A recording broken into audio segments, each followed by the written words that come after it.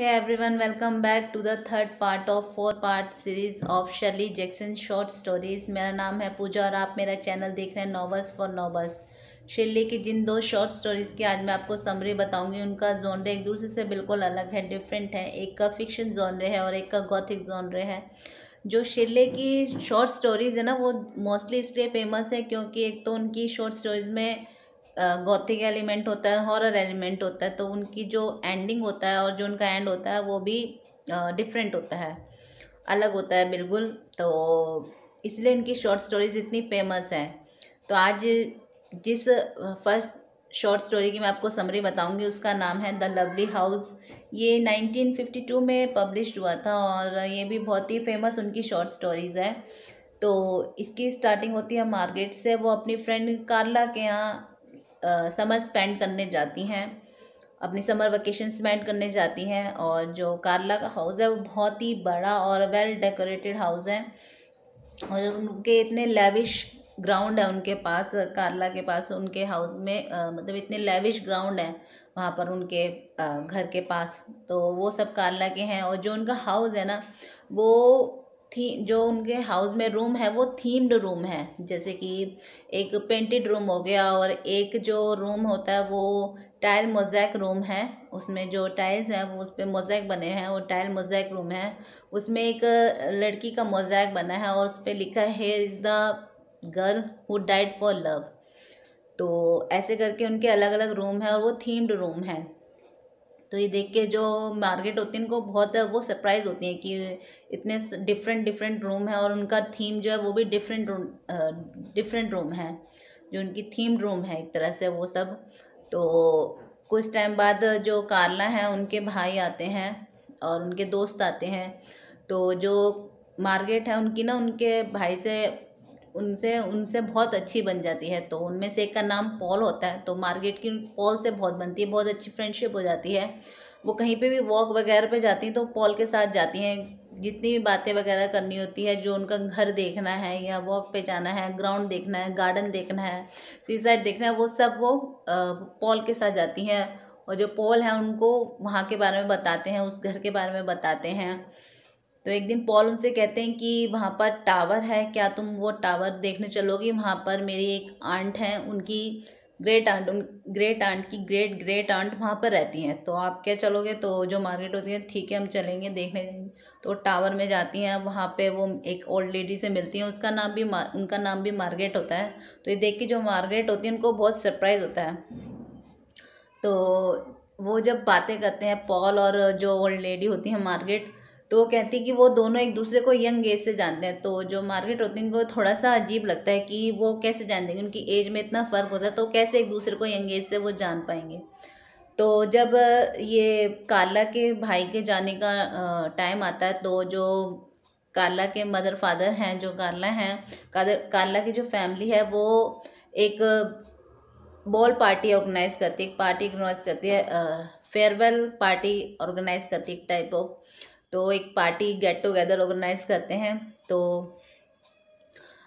वहाँ पर जो ओल्ड लेडी होती है मार्गरेट, वो भी आती हैं पॉल से मिलने। और वो जब ये जो यंग लेडी हैं, ये जो यंग है मार्गरेट हैं, जो प्रोटैगनिस्ट हैं इस स्टोरी की, तो वो उन दोनों की कन्वर्सेशन सुन लेती हैं, एक दूसरे की बातें सुन लेती हैं कि वो कैसे एक दूसरे को पहले से जानते हैं, वो कैसे उनके बारे में एक दूसरे के बारे में वो इतना जानते हैं। तो वो सुनकर उनको बहुत अजीब लगता है।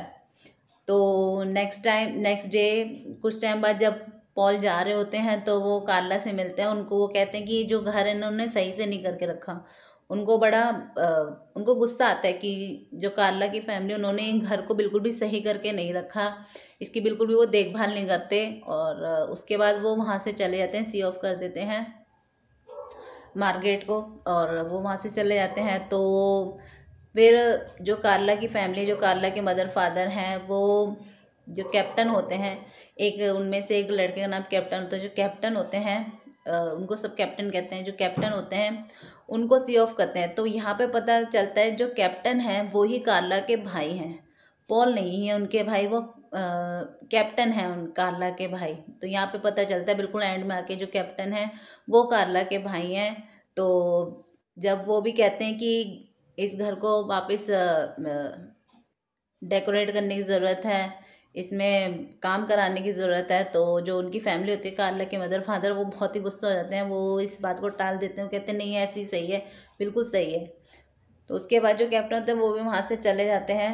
तो बस ये इसकी कहानी है। तो इसमें ये दिखाया है कि जो पॉल होते हैं वो मेन उनसे बात कर रहे होते हैं मार्गरेट से। तो इसमें ये नहीं बताया कि मार्गरेट जो है, जो यंग मार्गरेट हैं और जो पॉल हैं और जो ओल्ड मार्गरेट हैं, उनका आपस में क्या रिलेशन है। तो बस ये यहीं पे आगे स्टोरी एकदम ख़त्म हो जाती है। तो इसमें उन्होंने व्यूवर्स के लिए छोड़ दिया है, उन्होंने बताया नहीं है कि उनका आपस में क्या रिलेशन होता है, बस ये यहीं पर ख़त्म हो जाती है।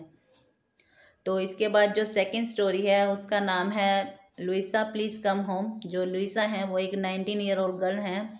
वो अपनी फ्रेंड अपनी बड़ी बहन कैरोल की शादी से एक दिन पहले वो घर से चली जाती हैं और चार्ल्स नाम की एक सिटी होती है, वो बड़ी सिटी है, वो वहाँ पर एक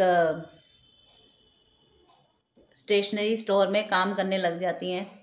तो उनके ये इसकी स्टार्टिंग वहाँ से होती है कि रेडियो पर एक लेडी बोल रही हैं कि लुइसा आप वापस आ जाइए घर पे, जहाँ पे भी आप हैं आप वापस आ जाइए। तो जो ये सुन रहा है वो लुइसा है, वो ये सब सुनती हैं। तो 3 साल से जब वो 20 दिसंबर की टाइम होता है, आई थिंक डेट यही होती है, तो उसमें वो अपना घर छोड़ कर चली जाती हैं। तो किसी को मिलती नहीं है। तो हर उस एनिवर्सरी पे जो उनकी मदर हैं वो रेडियो पर ये अनाउंस करती हैं। तो हर 3 साल से सुनती हैं, उनके पास पेपर की कटिंग होती है कि कैसे कैसे लोग उन्हें ढूंढ रहे हैं, कैसे उन्होंने उनके लिए एडवर्टीजमेंट दे रखा है, उनकी फैमिली ने उनके लिए उनकी बारे में कि कैसे उन्हें ढूंढ रहे हैं, ये सब कटिंग वो अपने पास रखती हैं न्यूज़पेपर की। तो जब वो स्टेशनरी स्टोर में काम कर रही होती हैं तो वहाँ पर उनके जो नेबर हैं पॉल, वो आते हैं और वो उन्हें पहचान जाते हैं कि यही लुइसा हैं। तो वो उनको उनकी फैमिली के पास लेके जाते हैं। लेकिन जो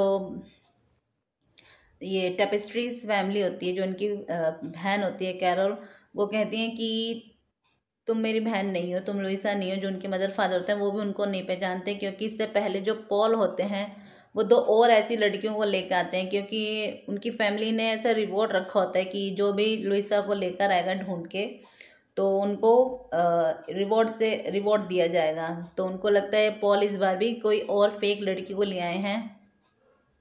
लुइसा कहती हैं कि वो लुइसा हैं, लेकिन वो नहीं मानते। वो कहते हैं कि ये पॉल जो है ये किसी और लड़की को ले आए हैं रिवॉर्ड के लिए।